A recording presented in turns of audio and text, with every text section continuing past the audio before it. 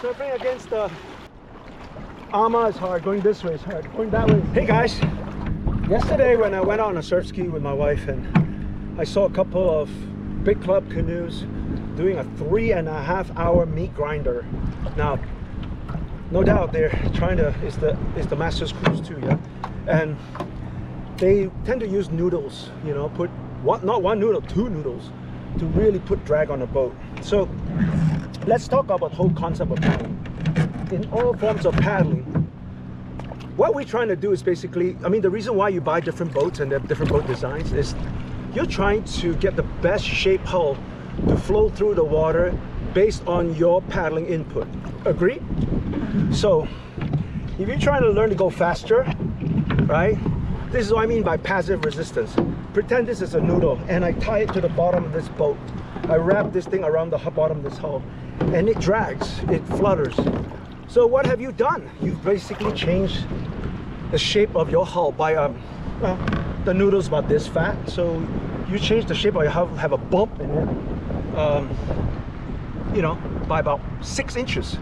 Well, why do you spend $6,000 on your pro model of an RS Volare, you know, or whatever you're buying, to only modify the boat for training? So if you're trying to do it to get more resistance, paddle upwind harder. This is what I call passive, active resistance. I don't need a noodle. Just going up swell, up against the current. And I'll tell you, I'm winded. I need it downwind 25 minutes. I'm fried because I'm sprinting from bump to bump to bump.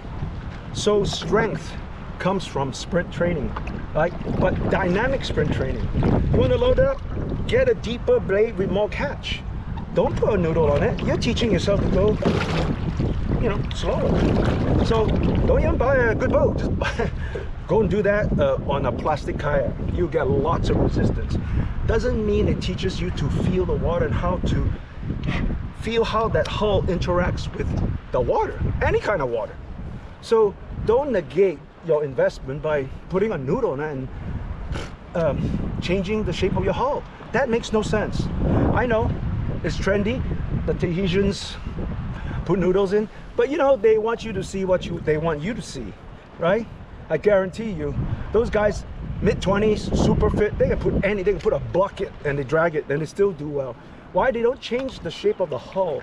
They change the drag. They add weight to the boat, right? Or the best thing is if a V6 have 4 guys paddle it, learn that kind of what I call active resistance. Sorry, I don't want to get run over by the boat.